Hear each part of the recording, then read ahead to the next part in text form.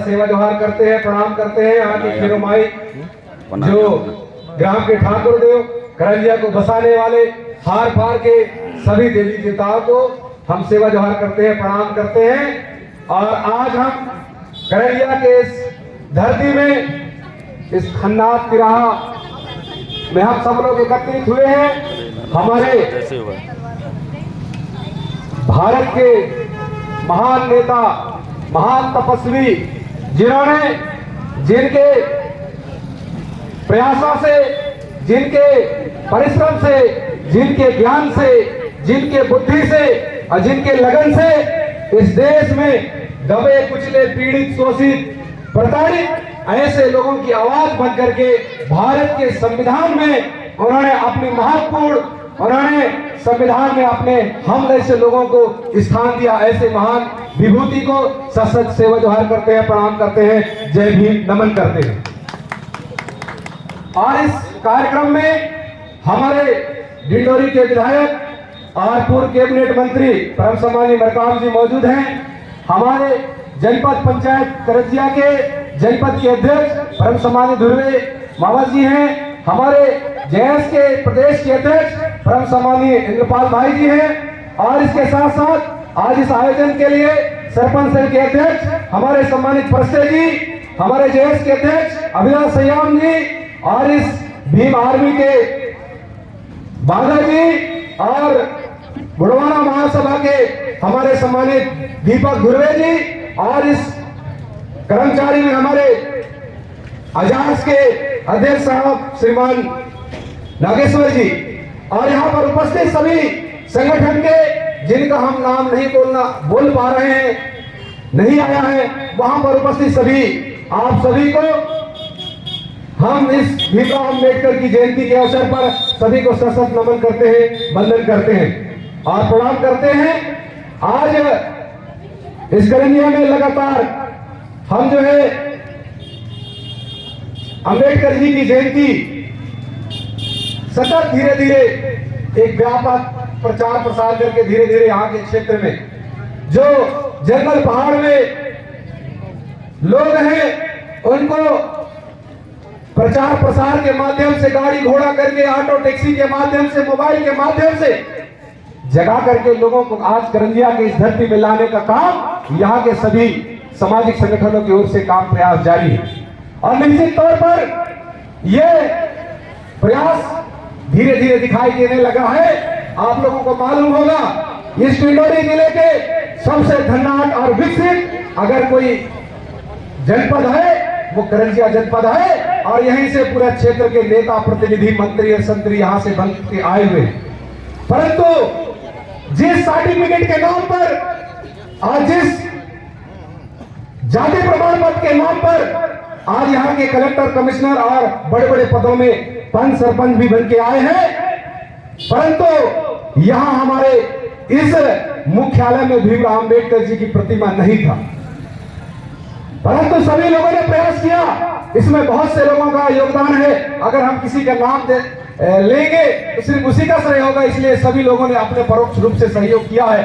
और इस प्रतिमा जो हमारे करंजिया में आज दिख रहा है, देखने के लिए मिल रहा है, परंतु प्रतिमा तो जरूर है। हम विधायक जी के ध्यानाकर्षण करना चाहेंगे, प्रतिमा जरूर है परंतु सही स्पष्ट दिखाई नहीं दे रहा है। यह बड़ा चिंता का कारण है। अगर किसी को दिखाई दे रहा है कि प्रतिमा लगा है भीमराव, नहीं दिखाई दे रहा है, नहीं दिखाई दे रहा है। कितने लोगों को दिखाई दे रहा है? हाथ ऊपर करेंगे। स्पष्ट दिखाई दे रहा है अगर किसी को तो नहीं दिखाई दे रहा है। ये एक बड़ी चिंता का कारण है, चिंता का कारण है। और देश के लिए, चाहे वो आदिवासी हो, चाहे वो दलित हो, चाहे वो अल्पसंख्यक हो, चाहे पिछड़ा वर्ग हो, चाहे वो आपके समान वर्ग हो, सबके लिए भीमराव अम्बेडकर ने वहां पर 2 साल 18 महीना 11 दिन में मंथन चिंतन करके भारत के लिए और इस विश्व के लिए सबसे बड़े लिखित संविधान भीमराव अम्बेडकर जी ने दिया। और आज हम भीमराव अम्बेडकर जी के इस बलिदान को, इस तपस्या को याद करो भाई। वो एक अकेला भीमराव अम्बेडकर जी उस समय इतनी जातिवाद था, इतनी प्रताड़ना था, इतनी त्याग को सह करके हमारे लिए इतना शानदार पंच बना दिए, सरपंच बना दिए, जनपद बना दिए, विधायक बना दिए, मंत्री बना दिए और यहाँ के छोटे चपरासी से लेकर के कलेक्टर और कमिश्नर बना दिए। इतने महान व्यक्ति ने हमको सब दिया और आज हम उसकी प्रतिमा के लिए, उसके जन्मदिन के लिए हम कोई सहयोग नहीं कर पा रहे हैं। ना कोई तन से सहयोग कर पा रहा है, ना कोई मन से सहयोग कर पा रहा है, ना कोई धन से सहयोग नहीं कर पा रहा है। यह बहुत बड़ी दुर्भाग्य की बात है। आप यहां देख लीजिए, अगर कोई वहां पर दिल्ली से संदेश आएगा कि करंजिया में रैली करना है, करंजिया में यहाँ पर जो है इतनी भीड़ हो जाएगी, तमाम प्रकार के लोगों को चंदा करवाएंगे, सरपंच से तो कहीं सचिव से तो कहीं रोजगार सहायक से तो कहीं मास्टर से तो कहीं चपरासी से, दिल खोल के चंदा देते हैं और यहाँ पर बेहतरीन कार्यक्रम होता है। जब हमारा कार्यक्रम है, हमारे आवाज के लिए भीमराव अम्बेडकर जी ने दिया, उसके लिए कोई सहयोग नहीं करते हैं। ये बहुत बड़ी चिंता का कारण है, क्योंकि बहुत समय कम है, इसलिए मैं दो तीन पॉइंट में रखना चाहूंगा। हमारे क्षेत्र में मोहत्रा पंचायत के रहने वाला हूं, मोहत्रा पंचायत के रहने वाला हूं। विधायक जी आपको भी मालूम है, सबसे ज्यादा अगर डिंडोरी जिला में ओलावृष्टि हुआ तो मोहत्रा पंचायत में हुआ। हम उस समय सुबह सुबह कलेक्टर जी आए और आकर के देखे, उनको दिखाए। तो मैं सत्य बात बताता हूं, कोई झूठ नहीं बोलते हम, और जो मेरे सामने जो बात आया है वो बात रखना चाहूंगा। तो हम, हमारे यहाँ के पटवारी जी भी थे, हमारे यहाँ के तहसीलदार थे, पूरी अमला था, हम भी थे उसमें, और हमारे कलेक्टर भी हैं। कलेक्टर जी चूंकि मेरे को जानते नहीं कि गोरवाना गणतंत्र पार्टी का ये जिला अध्यक्ष है, उनको नहीं मालूम है, तो वो भ्रमण करते करते एक किसानों का फसल को देखते देखते हमारे उधर खेत है, उधर भी चला गया। हम उनको ले भी गए थे, पर वैसे जाते जाते बहुत से भीड़ भाड़ में इसलिए चले गए। तो कलेक्टर साहब जो है वहां पर गेहूं का पाली हमारे खेत से वहां से उखाड़ता है, और यहाँ के कृषि विभाग के जो अधिकारी है, यहाँ के शर्मा जी को बोलते हैं, शर्मा जी आप तो कृषि विभाग के एक्सपर्ट हो, आप बताओ यहाँ किसान का कितना नुकसान हुआ। तो हमारे वहां पर बहुत से लोग थे, हम भी वहां पर मौजूद थे। अगर ये शर्मा जी बात सुनते भी होंगे, तहसीलदार भी सुनते होंगे, और भी पटवारी लोग सुनते होंगे, और कहा कि 20% नुकसान हुआ है, 20% नुकसान हुआ है, और वहां पूरा सब मट्टी पलीद हो गया है। और यहाँ के अधिकारियों की ऐसी स्थिति है। हम विधायक जी से आग्रह करना चाहेंगे, अभी हमने एक दिन बात किया था तहसीलदार को, मेरे पंचायत क्षेत्र में फोटो कॉपी करा करके त्रस्त कर दिए थे। मैंने तहसीलदार से बोला ये क्या करवा रहे हो आप लोग, तो तहसीलदार बोले आप बात को समझते नहीं हो। मैं कहा मेरे को मत समझाओ, तुम जनता को समझाओ, मैं पढ़ा लिखा आदमी हूं, बीएससी और बीएड किया हुआ हूं। तो यहाँ की ऐसी स्थिति परिस्थिति है, हम विधायक जी से चाहेंगे 100% मोहत्रा पंचायत को नुकसान मिलना चाहिए। अगर नहीं मिलता है तो उग्र आंदोलन जो है मोहत्रा के क्षेत्र के किसान के जो फसल नुकसान हुआ है वो सभी लोग आंदोलन करने वाले हैं। हम आपको, यहाँ पुलिस प्रशासन को, मीडिया को, हम प्रशासन को भी बता देना चाहेंगे, और विधायक जी से भी आग्रह करेंगे, हमारे जनपद के अध्यक्ष से भी चाहेंगे, तमाम यहाँ पर सब लोग से आग्रह चाहेंगे कि आप सब लोग इसमें शामिल हो। क्योंकि मैंने इनकी गाइडलाइन देखा है, उसमें 0 से लेकर के 2.5 हेक्टेयर मतलब जो है 5 एकड़ तक की जिसकी भी नुकसान हुआ है उसको 5,500 रुपए मिलेगा मुआवजा। आप बताइए 1 एकड़ में कितना धान हो, माफी चाहेंगे, 1 एकड़ में कितना मसूर होता है, चना होता है, बटरी होता है, उसकी क्या कीमत है, और हमको मिलेगा 5 एकड़ की मुआवजा, 5 एकड़ की मुआवजा 5,500 रुपए मिलेगा। ये बहुत बड़ी चिंता का कारण है, ये समझने की जरूरत है। अगर किसान के पास कुछ है ही नहीं है तो क्या करेगा, क्या बोएगा, क्या खाएगा, और क्या भी शादी सीजन आ गया, दाल काय भी खिलाएगा, शादी भी होना है। और दूसरी बात हम कहना चाहेंगे, लगातार हमारे क्षेत्र के विधायक हैं और हमारे क्षेत्र के जनपद के अध्यक्ष हैं, सभी लोग हैं, पंच सरपंच हैं, ये काफी दिनों से चल रहा है यहाँ पर जो ढूंढी डोंगर का मसला। भूटी डोंगर का मसला क्या है भाई? हमने देखा है, थोड़ा बहुत जानकारी हमने लिया है, वहां सामुदायिक वन अधिकार का पट्टा दिए हैं। सामुदायिक वन अधिकार का पट्टा दिए हैं, तो सामुदायिक वन अधिकार का पट्टा जो यहां पर मिला है, जो दिए हैं, उनसे हम पूछना चाहते हैं कि सामुदायिक वन अधिकार का पट्टा जब मिलता है तो उसका काम क्या करते हैं, किस लिए दिया जाता है, ये बताएंगे यहाँ के प्रशासन और हमारे विधायक जी।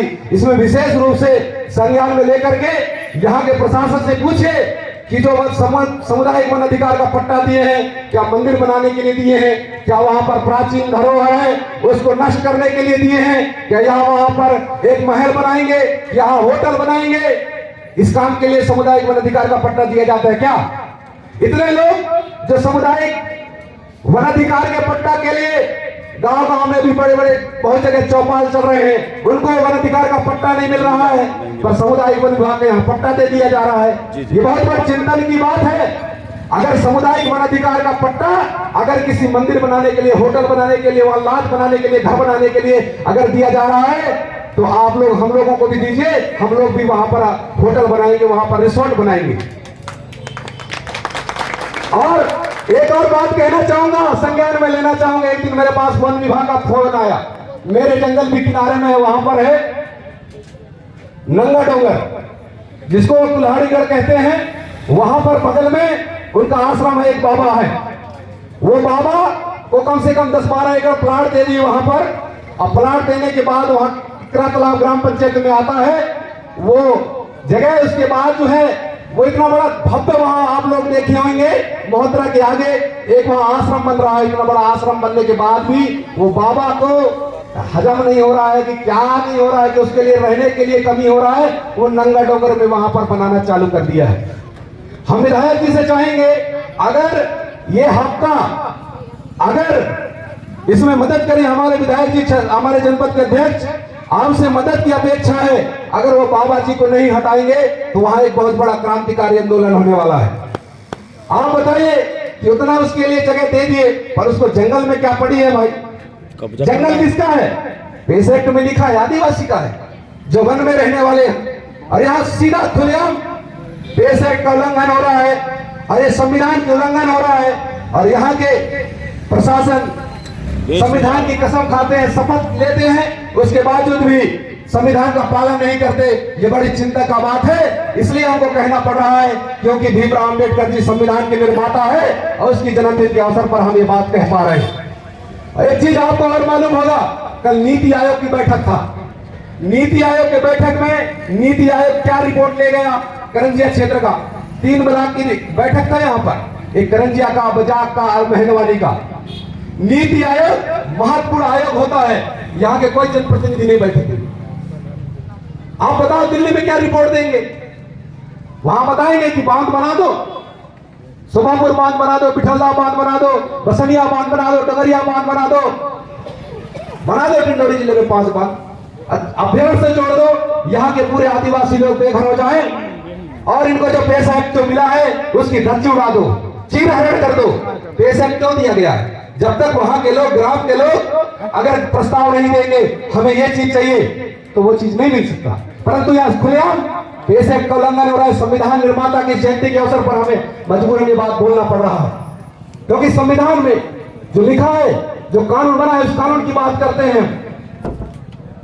साथियों, ये बड़ी चिंतन की बात है। अगर पूरा डिंडोरी जिले में 5 बांध बन जाएगा और यह फिर आपका अचानक मार बन जाएगा, कौन आदिवासी यहाँ का करोड़पति लखपति बनेगा? बताइए। हम एक दिन गए थे वहां पर राजद ग्राम में, वहां सरदार सरोवर में विस्थापित लोग एक ऐसे तंबू तान करके सोए हुए थे, रहे हुए थे। आज तक कितने लोग विस्थापित हुए हैं? कौन आदिवासी, कौन एससी का वर्ग, कौन ओबीसी का वर्ग, कौन जनरल का वर्ग आज सक्सेस हुआ है? ये बांध जो है बहुत महत्वपूर्ण है, ये संविधान के विरोध में बन रहा है। यहाँ के लोग ने कोई मांग नहीं किया है। आप सब लोगों से आग्रह है, अगर यहाँ पर पूरा ये 5 बांध बन जाएगी, अभ्यारण्य बन जाएगा, तो ये पूरा जम्मू कश्मीर का एक ठंडा जोन हो जाएगा। आप धान कहां से पैदा करोगे? सोयाबीन कहां से पैदा करोगे? रमकीला कहां से पैदा करोगे? कोदो कुटकी कहां से पैदा करोगे? आप बताइए। जम्मू कश्मीर में ये पैदा थोड़े होते हैं, वहां तो पूरा ठंडा जोन है। ये बहुत बड़ी चिंतन की बात है। और इस संविधान के अवसर पर हमको ये बात बोलना पड़ रहा है। हाँ, किसी को ये बात बुरा लग सकता होगा, परंतु ये सच्चाई है, वास्तविक है। और हम जैसे लोग जब यहाँ से विस्थापित हो जाएंगे तो हम कहाँ रहेंगे, कहाँ हमारा ठिकाना रहेगा, ये हमारी कोई गारंटी नहीं है। क्योंकि शोभापुर बांध का पूरे काम चालू हो चुका है, हमारे सामने इंद्रभाल मरकाम को ही बताए। तो ये बहुत बड़ी चिंतन की बात है। संविधान को तोड़ा जा रहा है, मरोड़ा जा रहा है, और हम लोगों को ये जो है आपस में लड़ाने का काम चल रहा है। हम सब लोगों को समझना चाहिए, और जो हमारे अधिकार के लिए, हमारे जो संविधान के लिए जो सही आवाज उठाए, ऐसे लोगों को आप प्रतिनिधित्व का मौका दीजिए, ऐसे लोगों को आप आगे लाइए। हम आप लोगों के साथ हैं, क्योंकि ये सामाजिक कार्यक्रम है, सामाजिक आंदोलन है, सामाजिक कार्यक्रम है। इसलिए हम कोई राजनीतिक बात नहीं करते, कोई दल की बात नहीं करते, ये सच्चाई की बात करते हैं, कोई दल की बात नहीं करते। धन्यवाद। जय सेवा, जय गौरवाना, जय संविधान, जय भीमराव अम्बेडकर। धन्यवाद।